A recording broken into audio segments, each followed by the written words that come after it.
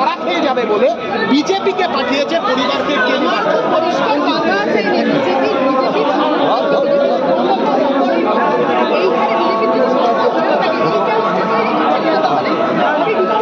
সেটা চাইছে কি তাহলে তাহলে যদি তৃণমূলের সুবিধা হয় কোনোভাবে শুরু হয়ে গেল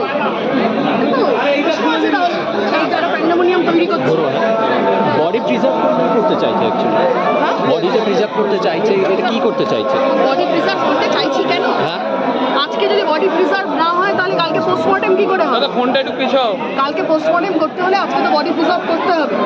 এবং বাবা মা যেটা দাবি করেছেন যে এই ময়না তদন্ত যা হয় আমাদের অভিজ্ঞতায় আছে, তো আমরা ভোটের সময় দেখেছি কেন্দ্রীয় বাহিনী আসে কি হয়, আমরা আর্যিকরের ঘটনায় সিবিআই দেখেছি, সিবিআই কি অশ্বডিম্ব প্রসব করেছে ওসব আমরা জানি। তাই এই দাবিটা আমরা মনে করছি বাবা মায়ের খুব ন্যায্য দাবি যে পরবর্তীকালে তদন্তের স্বার্থে যাতে হচ্ছে যে বডিটা প্রিজার্ভ করে রাখা যায়। আমাদের একটাই কথা, একদম সঠিক তদন্ত হতে হবে। ওই পরিবারটির রাজনৈতিক পরিচয় আমার জেনে দরকার নেই, আমাদের শুধু এটুকু দরকার ওই পরিবারটি যাতে ন্যায্য বিচার পায় এবং ক্ষমা চাপা দেওয়া যাবে না, ঠিক